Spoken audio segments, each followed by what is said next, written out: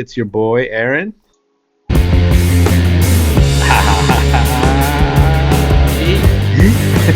And then your boy OG. To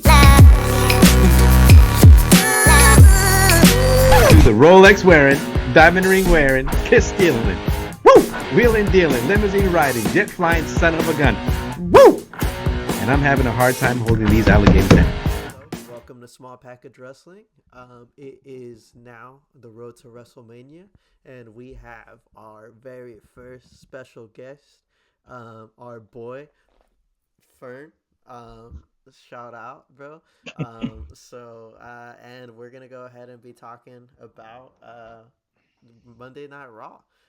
So, first and foremost, how y'all feel about the steel cage match, Seth Rollins and CM Punk at the Garden?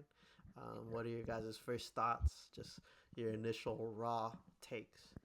I was gonna say, I was thinking this earlier because I've seen like videos like online of like the Attitude Era of like people going crazy in the pops and like people interfering like Stone Cold. And this kind of remind me of that of fucking during the main event at Madison Square Garden, fucking Rollins and Punk in a steel cage, banger of a match. We'll talk about it in a little bit, but like banger of a match. And then the ending when Roman comes out kind of reminds me of like Stone Cold, like fucking in the mid attitude era, just coming out and the people going fucking crazy and just fucking wrecking house and making doing what Roman does. So that was pretty cool.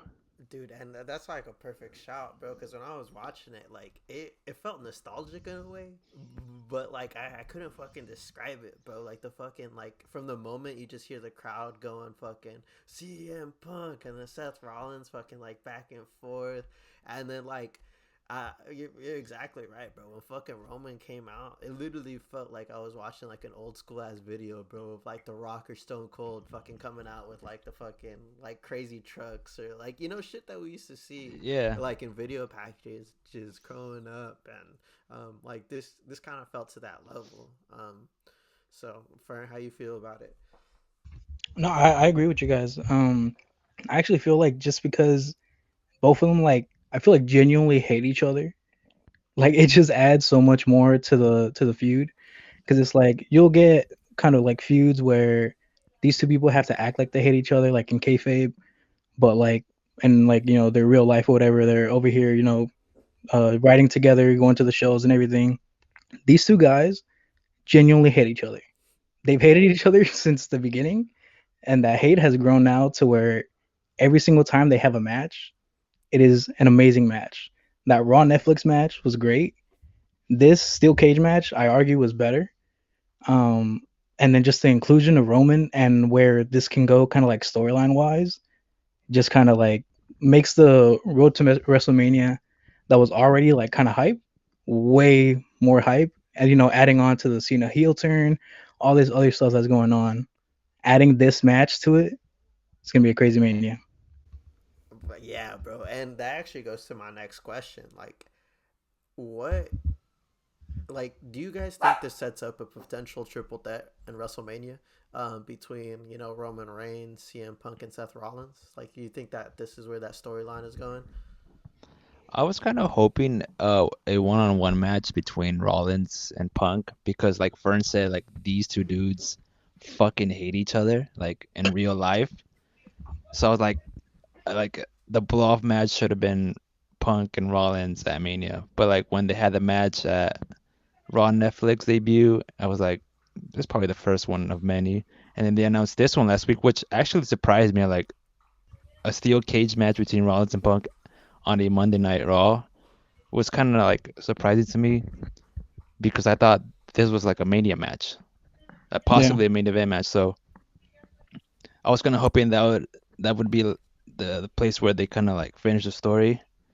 But like if you include Roman, that kind of makes it like 10 times better. So like I'm not complaining that this turned out to be a triple threat match. And it also makes sense. It's not like some random dude they just put it in to like make the match better. No, it's just like this goes back years with the whole like the Shield breakup with Rollins hitting Roman on with the chair on the back, Rollins and Punk and Roman with their kind of like little beef with Paul Heyman and the favor he owes him. So it all makes sense. So I don't mind the triple threat, and I feel like this should be a main event match. Dude, that's exactly what I was gonna say. Like, do you think this is a main event? You know, night one, potentially night two, even. I mean, usually the belt like on main events night two, but and I personally think it is. You know, I personally think this is to that caliber where it should main event night one, and if it happens, so how you feeling about it, Fern? No, yeah, I definitely agree. This has to be the night one main event. We like with Jay and Gunther, they had like time to kind of make that into a feud where people would care. People are obviously still gonna care just because seeing Jay Uso become a world champion is a story in and of itself. But the feud itself between Gunther and Jay hasn't really been that great. And I've seen some people saying that like this triple threat is just kind of like putting these three guys, three top names, into a wrestling match. And I'm just like, where have you guys been? Like legit, the Shield when it was first created was to be like kind of like CM Punk's bodyguards. So all three of them are connected. The only missing piece, to be honest, is Dean Ambrose, but he's in AEW. He's not coming to to this type of storyline. But yeah, I'm like, I really think that with that steel cage match, they were able to tie it in all together. Just with like, they all obviously hate each other. I feel like the only one that like was a little kind of weird was the Punk and Roman one, but that that little part after when they came out stopped Roman from hitting Seth some more, and then you just see Roman look into the steel cage, and he's like, "Hold up, why are you helping him?" Over here like a jealous girlfriend or whatever. He was like, "Hold up, like why are you putting your hands on him?" He got so jealous, went in there and destroyed him. And then now Punk, because Roman cost him that match. Seth technically won that match, so now, Seth technically has that win over Punk due to Roman, and then now Roman just taking out Punk, it inserts him perfectly back into there, the feud and everything. Yeah, this easily should be the night one main event. If we didn't have what was going on with heel Cena and and Cody, I'm like, this has an argument to be a night two main event, but obviously that story is way bigger. So Yeah, man, and like when you put it in that context, like I didn't even think about like Roman being able to use the fact that he won that match for Rollins, like over him, and that's like kind of like a really brilliant way to weave the storylines together. That I didn't realize until you fucking pointed that shit out right now. And I think that fucking feud and all of these promos and like every single bit from the small interactions at the Royal Rumble, like them eliminating each other, the fucking curb stomp, like Seth Rollins curb stomp on him, or like Reigns doing a fucking curb stomp on like Seth Rollins. Like that's where I felt like it was some attitude era, or not attitude. Yeah, it is attitude era shit, where like these fuckers are using their finishers on each other and it hits. Like The Rock doing the fucking the stunner, on Stone Cold Steve Austin. Like it means something. Roman Reigns doing the curb stomp on Seth Rollins, like it means something in front of Madison Square Garden. Just working them, and like him being jealous about his wise man means something because Paul Heyman has been he's like the link that intertwines them, and they even cut a promo together, right, like before Survivor Series, and like the whole Survivor Series feud with the memes and all of that. So they've been working these storylines for a long time. So I agree with you, friend, that the fact that like stuff isn't just happening like a fly, like just on the fly. I mean, so, and shout out. And how do y'all feel just seeing Roman fuck up Seth Rollins? Like, how does that strike something within y'all? I stopped watching, bro, for like 10 years. Like I told a story. I actually, it was our homie Peter, who was like, I stopped watching the Shield during the Shield thing because I got scared, and I was like, that was me, bro. Like the Shield used to scare me. Like I stopped watching wrestling around that time. So what does this mean to y'all? Like I'm not really well versed with the Shield. What is the Shield? What's the breakup? How is this significant? Seeing where Roman is now compared to where he was after the Shield breakup is fucking, it's a whole different person. Because after the Shield breakup, he was kind of like treading water, trying to like get over with the people. WWE was like force feeding him to us, like this is our guy, this is our baby face, this is the face of the company for the future, and we weren't buying it because his promos weren't good.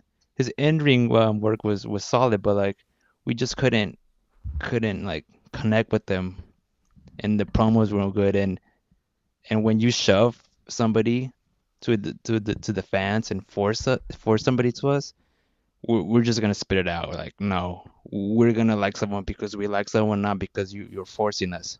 So seeing him now, where he turned into this new character, this the tribal chief, the head of the table, is like it's a whole different person. It's a whole new character. Like people actually bought into it. Like, oh, okay, this is a little bit much better than what he was. The big dog. If you guys remember, fucking I hated that when Michael would be like, it's the big dog. Fucking hated that. But like seeing him now, like when he comes out, like people react. Like you guys heard the pop at Madison Square Garden when he had no music, no nothing. He just walked out and people were going crazy. And I haven't seen this version of Roman in a long time because usually his music hits, he walks out, takes his time, puts the one up. It's like a 10-minute entrance, and then he has his goons like fucking do his work. Nah, not this time. This time Roman came out, no music, just walked out, jumped the barricade, and fucking smashed everybody like he used to say, and just fucking took out Rollins, took out Punk. I thought he was to take out Paul Heyman for a second because like Fern said, he looked pretty jealous. Waddle would have been happy. Shout out. We had to suspend him again. But that's a good ass shout, bro. Like, and I got a big ass smile off of that because you're right, bro. He just came out and wrecked people, like absolutely dominated, played no games, and just showed people why he was the OTC. And he just stood in front of the Madison Square Garden, and they acknowledged him. Everyone was fucking like OTC, OTC, and he just stood there. That shit was. He had to remind people who he really is and what he can do. I liked it. That shit was dope. Yeah, I honestly feel like the whole like run with the title and all, even it was like what 3? It was a little more than 3 years, no? Yeah. What's called yeah. With all that near the end of it, you heard people complain because Roman only got away with winning some of the matches because of his bloodline and everything.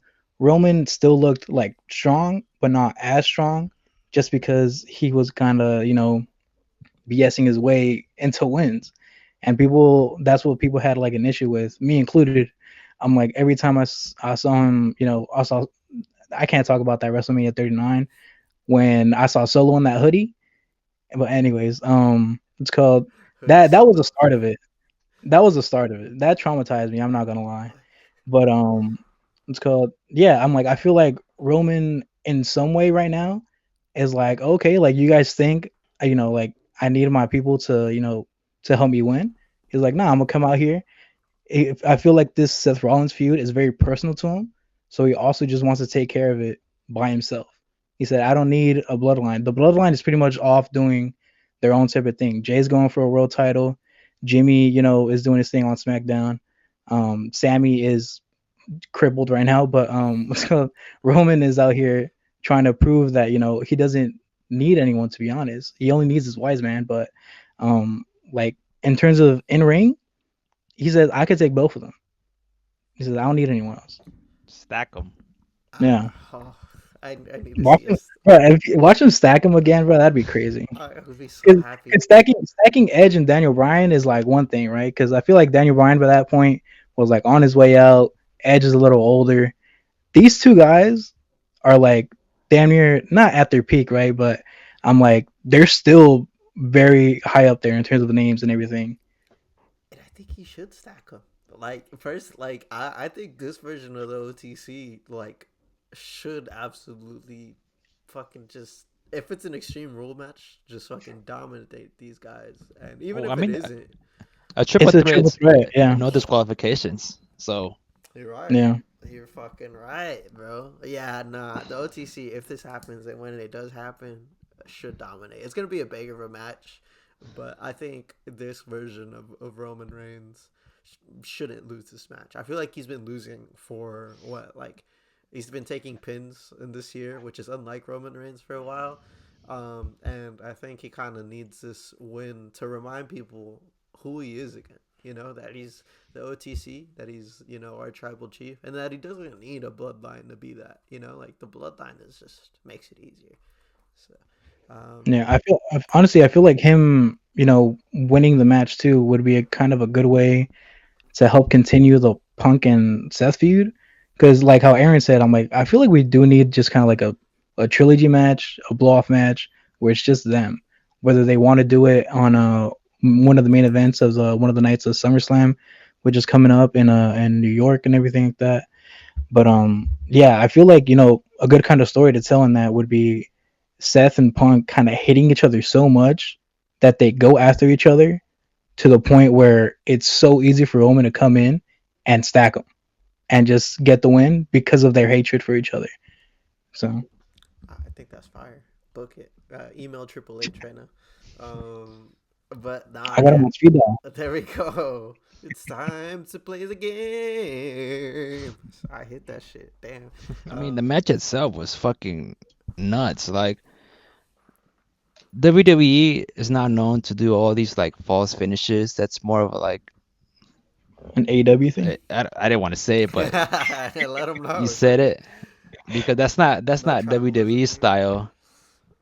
But like seeing it, but when they did it because it makes sense. Like everything WWE does is for a reason, and it all makes sense. So when people are complaining, oh, why are they doing this? Why are they doing that? It's because it makes sense. It ties into the story. So yeah, these false finishes were fucking crazy, bro. Fucking Punk hitting the stomp, Rollins hitting the GTS, and both kicking out had me on the fucking edge of my seat. I haven't felt like that in a while. Watching a Monday Night Raw episode. So yeah, this match was crazy.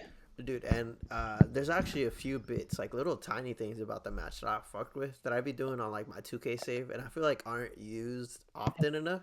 It's just like I'm not gonna pin you right now, bro. Like I'm gonna hit this finisher, and I'm gonna hit another one. Just why? Because I hate you. Because I want to fuck you up. Like it's that simple. I'm in a steel cage.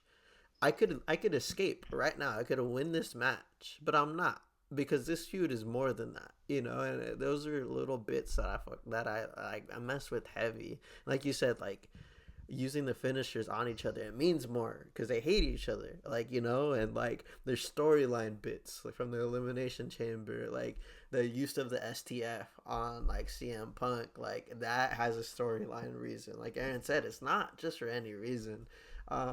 And I also wanted to shout out that Aaron's fight with the complainers is one of my favorites. I'm with you, bro. Just enjoy the product.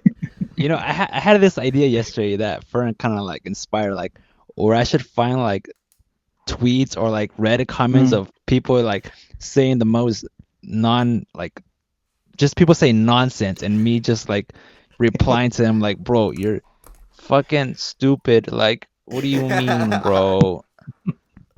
That's I, just an idea. I love it, dude. That's what I wanted. I had told, you know, how I told you, like, bro, make a reel with the comment that we got with the Jey Uso and you, like, literally just like open it up with the comment, and then like Aaron's response to the Jey Uso haters, and then just going off like fucking cussing on him, just fucking railing and shit. The match was great in my opinion. it is you know, watching it kind of at home, and then I watch it with my girlfriend who doesn't really know much about wrestling either. Um, no, watching it with her is actually kind of good because like I feel like she sees how I react to this type of stuff, and then she'll ask me like why are you getting so hyped about it? And I just get her into the lore and everything, and I explain a bunch of stuff to her, and I like doing that type of stuff.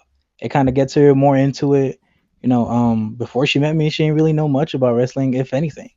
And now we'll go to shows. She'll, when we went to the San Jose show, she was over there, eating her ass off. I'm like, she was having fun. Um, so yeah, I'm like, the match was great. Adding on to like a couple of the little things that really makes this match good. There was a point where both of them had like exchanged these like moments that they had to beat them up, and they asked for the door to get open, and then they looked at him, and then they were like, "Go ahead, like take the easy way out," telling each other to like bitch out of the match, and none of them took it. And then at one point too, both of them kind of like looked at the door to like like maybe I should get out, but then they look back and they just get fueled with that hate, and then they just go in there, beat each other up some more. The match was definitely like a finisher fest, but I honestly had no problem with it. I'm like, just because I think they're exciting. Like I liked Seth and Drew's match at WrestleMania 40 last year. That was a finisher fest. Literally off the jump with a claymore in the stadium was so hype. Like because that just completely caught you off guard. And like what's it called? Yeah, I'm like finisher fests are fun if done right. You don't want to overdo it. But the two times that I've seen AEW. Seth do it, I mean, since we're throwing names out there, are we talking about the other steel cage match with I with didn't the watch blood it, and the? bro. Oh, I didn't watch it either. No, I didn't. I only saw the Spanish Fly, and it's funny because I going back to like the tribalism and everything. I saw people posting clips about that stuff and being like, "Oh, I just remembered who has a steel cage match tomorrow," and it's like trying to throw shade like Punk and Seth can't have that type of match, and I'm like, yeah, they can't. They're gonna have a storytelling match. I'm like, that match was cool, like spots, flips and stuff. The blood honestly like adds to it, but at one point it can get a lot. It can get to be a lot. The storytelling in this match was just great. It just adds even more fuel to their hatred for each other. Adding in Roman, that's literally like there's nothing else I could ask for. Cinema, bro. Like the meme. Cinema. Yep. Absolute cinema. Yeah, man. I agree with both of y'all. This shit was fire. It was everything that makes WWE. It's everything that makes me a fan out of WWE. It's not just like two guys throwing hands for no reason. There's a reason. There's lore, like you said, bro. Like there's careers, there's stories that they've been building for decades. And like there's payoffs to um that are both within kayfabe but also in real life, which allows us as fans to fucking enjoy it like on all aspects, and to be fucking hella happy when these fools eventually do have a WrestleMania main event. So